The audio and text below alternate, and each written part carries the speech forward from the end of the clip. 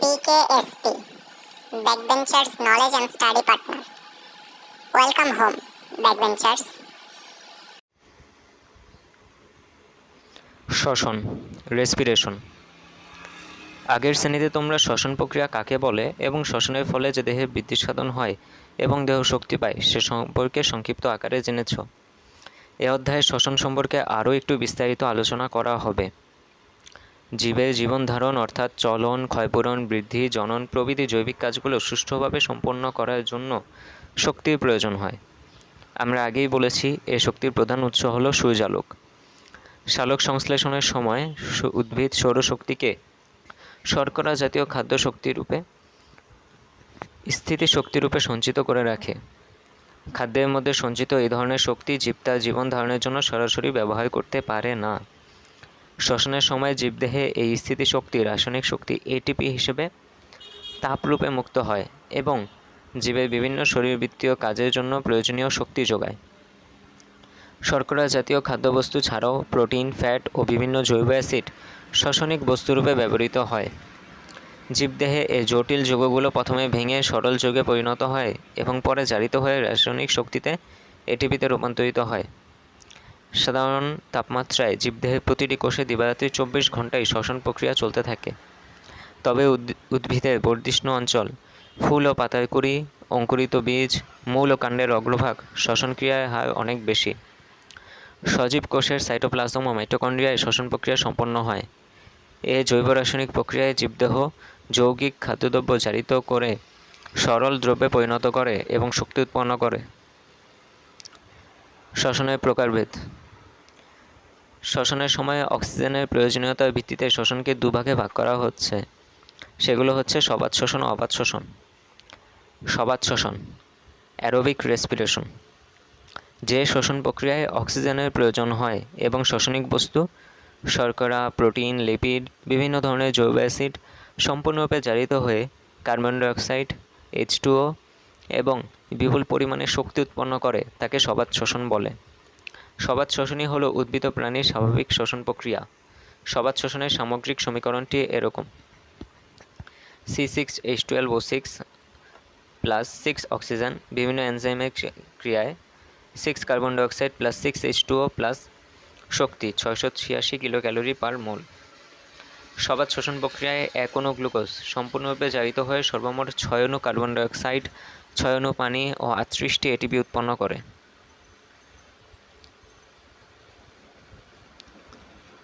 অবাত শ্বসন, anaerobic respiration. যে শ্বসন প্রক্রিয়ায় অক্সিজেনের অনুপস্থিতিতেই হয় তাকে অবাত শ্বসন বলে।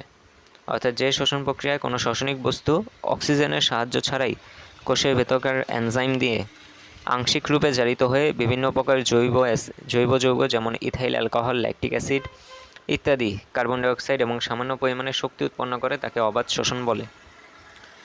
C6H12O6 গ্লুকোজ বিভিন্ন এনজাইমের ক্রিয়ায় 2C2H5OH ethyl alcohol plus 2 carbon dioxide plus শক্তি 56 কিলো ক্যালোরি পার মোল। কেবলমাত্র কিছু অণুজীব যেমন ব্যাকটেরিয়া, ইস্ট ইত্যাদিতে অবাত শ্বসন হয়ে থাকে। সবাত শ্বসনের সংক্ষিপ্ত বর্ণনা। সবাত শ্বসন প্রক্রিয়ায় সাধারণত 4টি ধাপে সম্পন্ন হয়। ধাপগুলো এরকম: ধাপ 1, গ্লাইকোলাইসিস। এ প্রক্রিয়ায় 1 অণু গ্লুকোজ C6H12O6 বিভিন্ন রাসায়নিক বিক্রিয়ায় জারিত হয়ে 2 অণু পাইরুভিক অ্যাসিড C3H4O3 উৎপন্ন করে। এই ধাপে 4 অণু এটিপি, এর মাঝে 2 অণু খরচ হয়ে যায় এবং 2 অণু NADH+H+ উৎপন্ন হয়। এ প্রক্রিয়ার জন্য কোনো অক্সিজেনের প্রয়োজন হয় না, তাই গ্লাইকোলাইসিস সবাত ও অবাত উভয় প্রকার শ্বসনেরই প্রথম পর্যায়। গ্লাইকোলাইসিসের বিক্রিয়াগুলো কোষের সাইটোপ্লাজমে ঘটে থাকে। ধাপ 2, অ্যাসিটাইল কোয়ের সৃষ্টি।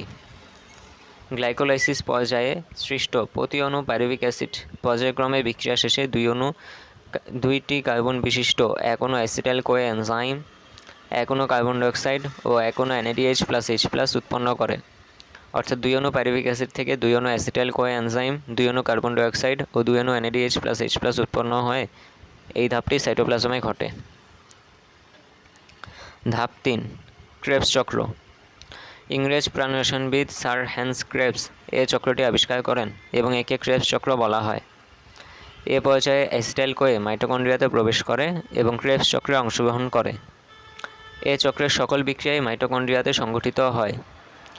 এই চক্রে 1 অণু অ্যাসিটাইল-কোয়ে থেকে 2 অণু কার্বন ডাইঅক্সাইড, 3 অণু NADH+H+, 1 অণু FADH2 এবং 1 অণু GTP গুয়ানোসিন ট্রাইফসফেট উৎপন্ন হয়। অর্থাৎ 2 অণু অ্যাসিটাইল-কোয়ে থেকে 4 অণু কার্বন ডাইঅক্সাইড, 6 অণু NADH+H+, 2 অণু FADH2 ও 2 অণু GTP উৎপন্ন হয়।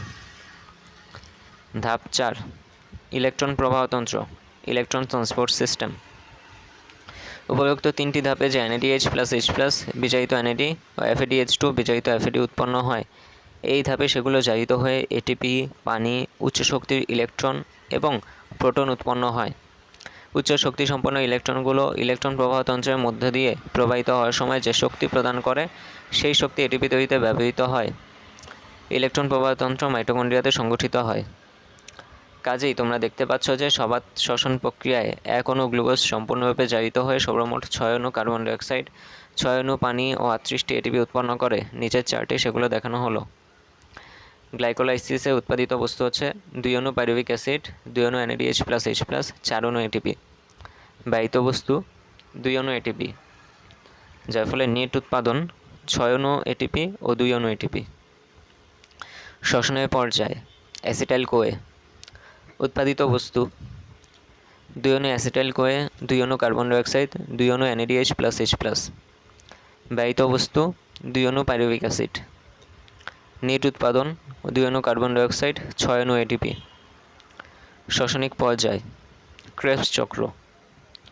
উৎপাদিত বস্তু 4 অণু কার্বন ডাইঅক্সাইড, 6 অণু NADH+H+, 2 অণু FADH2, 2 অণু GTP। ব্যয়িত বস্তু 2 অণু অ্যাসিটাইল-কোয়ে। নেট উৎপাদন 4 অণু কার্বন ডাইঅক্সাইড, 18 অণু এটিপি, 4 অণু এটিপি, 2 অণু এটিপি। অর্থাৎ সর্বমোট 38 অণু এটিপি ও 6 অণু কার্বন ডাইঅক্সাইড উৎপন্ন হয়। 1 অণু NADH+H+ বা NADH2 থেকে 3 অণু এটিপি উৎপন্ন হয়। 1 অণু FADH2 থেকে 2 অণু এটিপি উৎপন্ন হয় ও 1 অণু GTP থেকে 1 অণু এটিপি উৎপন্ন হয়। বি, অবাত শ্বসনের সংক্ষিপ্ত বর্ণনা। 2টি ধাপে অবাত শ্বসন হয়ে থাকে। ধাপ 2টি হলো: ধাপ 1, গ্লুকোজের অসম্পূর্ণ জারণ। এই ধাপে 1 অণু গ্লুকোজ থেকে 2 অণু পাইরুভিক অ্যাসিড, 4 অণু এটিপি, এর মধ্যে 2 অণু ব্যবহার হয়ে যায় এবং 2 অণু NADH+H+ উৎপন্ন হয়। অর্থাৎ আপাতদৃষ্টিতে এ পর্যন্ত বিক্রিয়া সবাত শ্বসনের গ্লাইকোলাইসিসের অনুরূপ। তবে উৎপন্ন পাইরুভিক অ্যাসিড পরবর্তী ধাপে বিজারিত হয়ে যায় বলে অবাত শ্বসনে গ্লুকোজের অসম্পূর্ণ জারণ ঘটে, এমনটা বিবেচনা করা হয়। ধাপ 2, পাইরুভিক অ্যাসিডের বিজারণ। সাইটোপ্লাজমে অবস্থিত এনজাইমের কার্যকারিতায় পাইরুভিক অ্যাসিড বিজারিত হয়ে কার্বন ডাইঅক্সাইড ও ইথাইল অ্যালকোহল অথবা শুধু ল্যাকটিক অ্যাসিড উৎপন্ন করে। এক্ষেত্রে গ্লাইকোলাইসিসে উৎপন্ন বিজারিত NADH+H+ জারিত হয়ে যে ইলেকট্রন, প্রোটন ও শক্তি নির্গত করে তা ব্যবহৃত হয়ে পাইরুভিক অ্যাসিড থেকে ল্যাকটিক অ্যাসিড বা ক্ষেত্রবিশেষে ইথানলের উৎপাদনের জন্য। অন্যদিকে অক্সিজেনের অভাবে তখন অক্সিডেটিভ ফসফোরিলেশনও চলে না। তাই অবাত শ্বসনের ক্ষেত্রে 1 অণু গ্লুকোজ গ্লাইকোলাইসিসে নেট মাত্র 2 অণু এটিপি পাওয়া যায়। শ্বসন প্রক্রিয়ার প্রভাবকসমূহ। শ্বসন প্রক্রিয়ার প্রভাবকগুলো বাহ্যিক ও অভ্যন্তরীণ দুরকম হতে পারে। এ, বাহ্যিক প্রভাবক। বাহ্যিক প্রভাবকগুলো হলো: 1, তাপমাত্রা। 20 ডিগ্রি সেলসিয়াসের নিচে এবং 45 ডিগ্রি সেলসিয়াসের উপরে তাপমাত্রায় শ্বসন হার কমে যায়। শ্বসনের জন্য সর্বোত্তম তাপমাত্রা 20 ডিগ্রি সেলসিয়াস থেকে 45 ডিগ্রি সেলসিয়াস। 2, অক্সিজেন।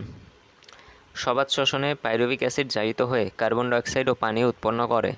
কাজেই অক্সিজেনের অভাবে সবাত শ্বসন কোনোভাবেই চলতে পারে না। 3, পানি।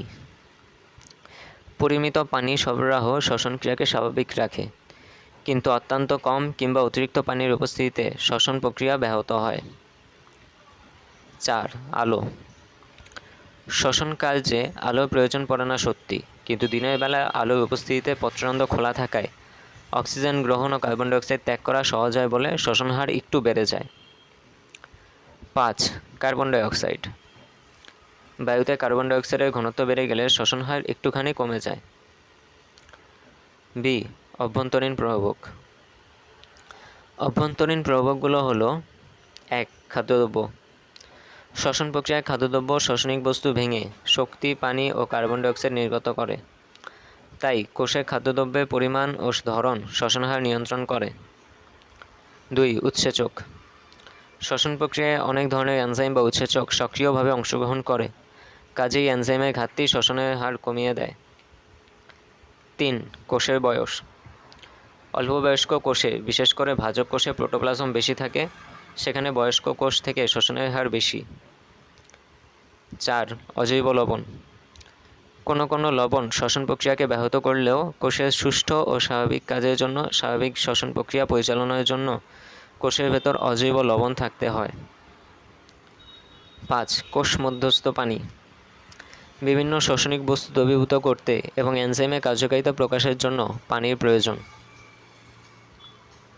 শ্বসনের গুরুত্ব। শ্বসন প্রক্রিয়ায় উৎপন্ন শক্তি দিয়ে জীবের সব ধরনের ক্রিয়া বিক্রিয়া ও কার্যক্রম পরিচালিত হয়। শ্বসনে নির্গত কার্বন ডাইঅক্সাইড জীবের প্রধান শর্করা উৎপন্নের জন্য সালোক সংশ্লেষণে ব্যবহৃত হয়।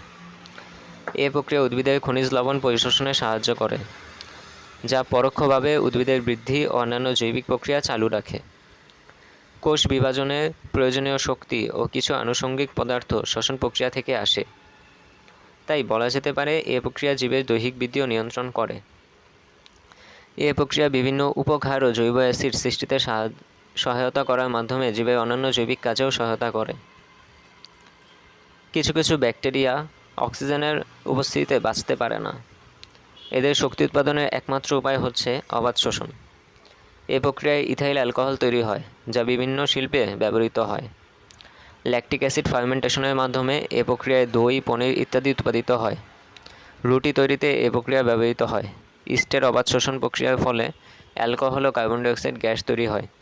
এই কার্বন ডাইঅক্সাইড গ্যাসের চাপে রুটি ফুলে গিয়ে ভিতরে ফাঁপা হয়।